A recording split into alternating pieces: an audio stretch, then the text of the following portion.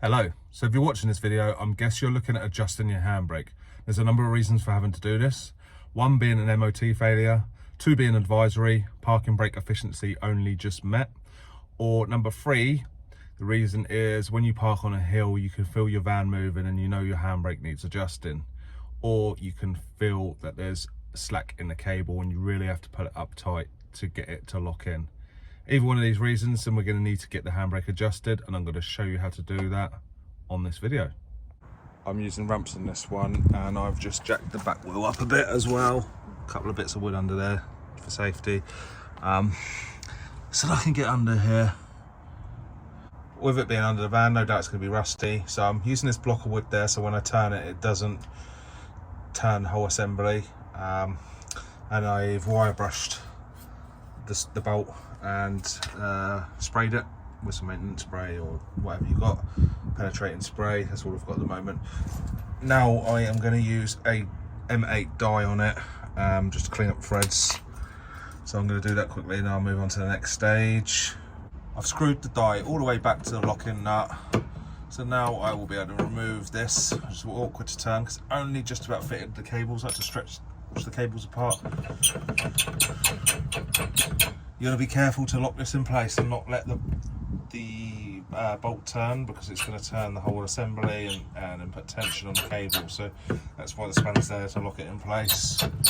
Once I remove this dye, I'm now going to put two nuts on there, so they're M8s, and I'm going to lock them together.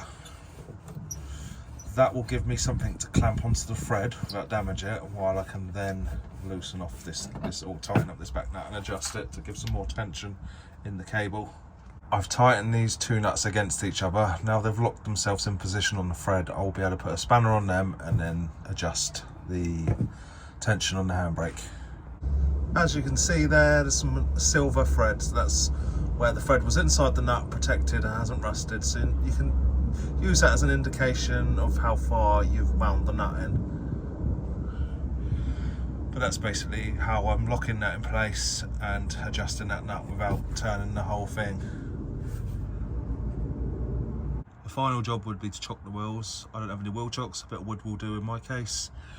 And then we're gonna rotate the wheel with the handbrake off still, just to check that it rotates freely.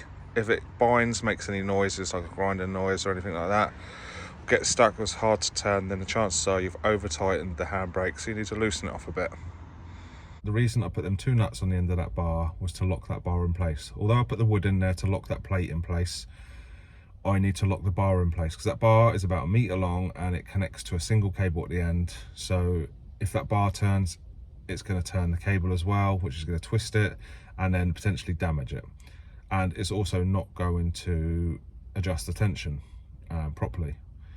So I put the two nuts on there, locked them together, so then I could put a socket on the end of them to hold them in place. Because they're locked together, when you put the socket on there, they won't move. So now I have locked up the bar, I used the ratchet and then turn the adjuster nut. So locking the bar in place and adjusting the adjuster nut helps pull the tension on the cable. I hope you understand what I mean. It was a bit difficult to explain it while I'm under the van, so I thought I'd do it now. And if you found this video helpful, or you just enjoyed watching it, please subscribe to my channel and like this video. And if you're interested in seeing how to build a camper, then my channel is predominantly about building the camper. But it's a Renault Master, so any maintenance that does need doing, I will be doing it and making videos about it.